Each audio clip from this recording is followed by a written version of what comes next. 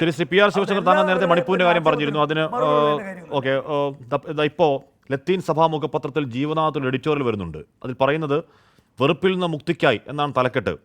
ഇന്ത്യയുടെ ചരിത്രത്തിൽ ഒരു പ്രധാനമന്ത്രിയും ഇത്ര പച്ചയ്ക്ക് വർഗീയത പറഞ്ഞിട്ടില്ല. സംഘപരിവാറിന്റെ വെറുപ്പിന്റെ ആവാസ വ്യവസ്ഥയുടെ വാട്സാപ്പ് യൂണിവേഴ്സിറ്റി, IT സെൽ പ്രൊഡക്ഷന്റെയും ഡീപ് ഫേക്ക് AI വ്യാജ നിർമ്മിതികളുടെയും ആസുരാവതാരങ്ങളെ അതിശയിപ്പിക്കുന്നതാണ് മോദിയുടെ തനിസ്വരൂപം.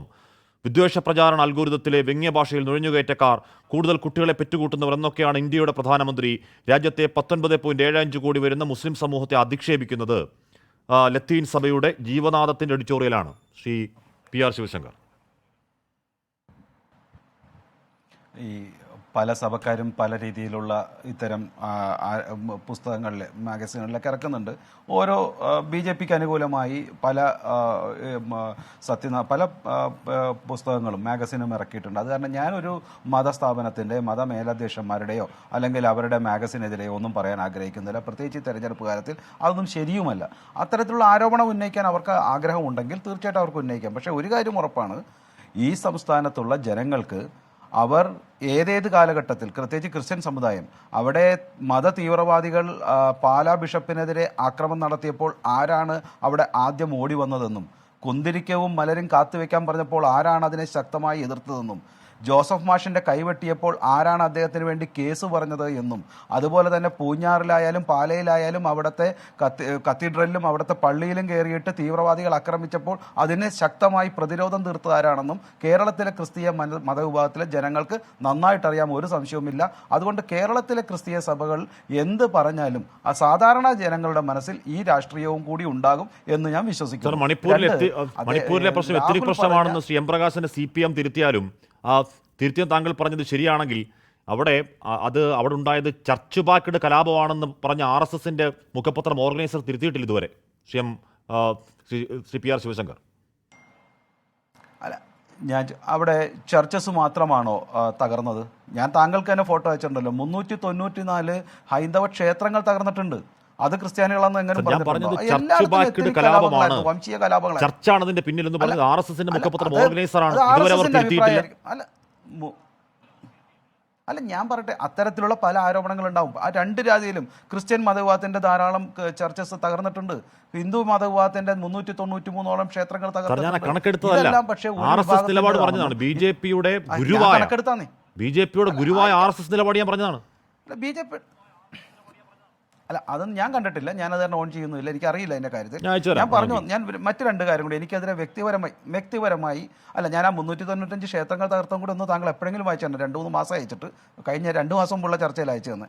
എനിവേ, എനിക്കെതിരെ വ്യക്തിപരമായി ശ്രീ രാഹുൽ പറഞ്ഞ ഒരു കാര്യം, എനിക്ക് KCയുടെ തിരഞ്ഞെടുപ്പ് രാഷ്ട്രീയത്തിൽ പ്രത്യേക താല്പര്യമുണ്ടായിട്ടല്ല.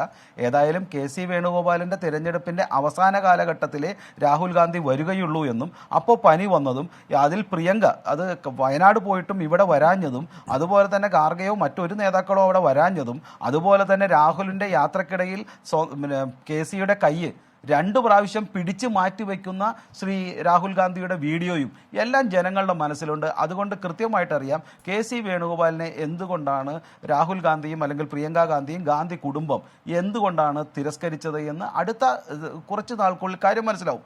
അപ്പോൾ ഇത് ജനങ്ങൾക്കറിയാം. അല്ലാണ്ട് ഞാൻ രാഷ്ട്രീയം പഠിക്കാഞ്ഞിട്ടല്ല, രാഷ്ട്രീയം നന്നായിട്ട് സൂക്ഷിക്കുകയും ഓരോ വീഡിയോ, താങ്കൾ ഗോവിന്ദൻ മാഷിൻ്റെ വീഡിയോ അത് ഞാനും കണ്ടതാണ് കേട്ടോ. അത്തരത്തിൽ ഞാൻ ഇത് കണ്ട് ഞാനും അത്ഭുതപ്പെട്ടു പോയതാണ്.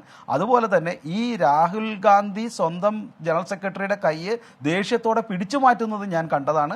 അതുകൊണ്ട് അത് ജനങ്ങളും കണ്ടതാണ്. വീഡിയോ നമ്മുടെ അടുത്തുണ്ട്, ഞാൻ ഷെയർ ചെയ്യാം. അപ്പോൾ അതാണ് അടുത്ത ഒരു കാര്യം. 2, അദ്ദേഹം പറഞ്ഞത് മതേതര ഇന്ത്യയുടെ കേരളത്തിൻ്റെ ശബ്ദം എന്നൊക്കെ പറയുമ്പോൾ SDP-യുടെയും മുസ്ലിം ലീഗിൻ്റെയും പിന്തുണയോടെ മറ്റ് സംസ്ഥാനങ്ങളിലും ഇവിടെയും മത്സരിക്കുന്ന കോൺഗ്രസിൻ്റെ മതേതര ശബ്ദത്തെക്കുറിച്ച് മലയാളികൾക്ക് നല്ല ധാരണയുണ്ട്. അതുപോലെ തന്നെ ഇടതുപക്ഷം PDP-യുടെയും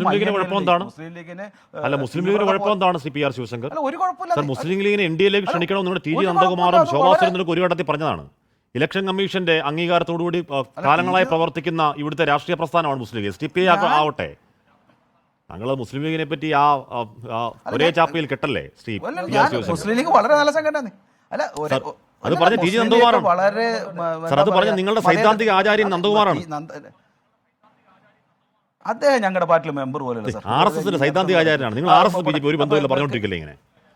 നിങ്ങൾ RSSനോട് ചോദിക്കുക അദ്ദേഹം ആണോ എന്ന്. അതേ RSS ഞാനത് ഇപ്പോൾ തർക്കിക്കുന്നില്ല. ഒരു എൽ ഡി എഫിൻ്റെ കൂടെ PDP പിന്തുണ വെച്ചപ്പോൾ അവർ വേണ്ടാന്ന് പറഞ്ഞു. അവർ ആവേശപൂർവ്വം പറഞ്ഞല്ലോ SDP പിന്തുണ നിങ്ങൾ എന്തുകൊണ്ട് പിൻവലിച്ചില്ല എന്ന് പറഞ്ഞു, PDP പിന്തുണ നിങ്ങൾ വേണ്ടാന്ന് പറഞ്ഞു, INL കൂടെയില്ലേ. അപ്പോൾ ഇതെല്ലാം കാണിക്കുന്നത് ഇവരെല്ലാം മതേതര സംഘടന എന്നൊക്കെ പറഞ്ഞിട്ട് തീവ്രവാദ സംഘടനയുടെ കൂടെ നിരന്തരം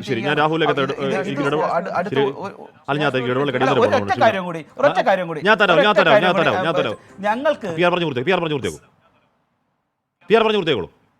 ഞങ്ങൾക്ക് കോൺഗ്രസ് നേതാക്കളെ മാത്രം കിട്ടുന്നത്.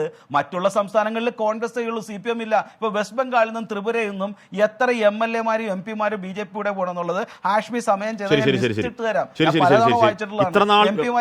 കേരളത്തിൽ പാർട്ടി പ്രവർത്തനം നടത്തിയിട്ടും മറ്റു പാർട്ടികൾ നാളെ പിടിക്കാൻ ഒരു കമ്മിറ്റി ഉണ്ടാക്കുക, ആ കമ്മിറ്റിയിൽ ശോഭാ സുരേന്ദ്രനെ അംഗമാക്കുക എന്നൊക്കെ പറയുന്നത് നിങ്ങളുടെ പരാജയമാണോ വിജയമാണോ നിങ്ങൾ തന്നെ ആലോചിക്കൂ. CPR ശിവശങ്കർ.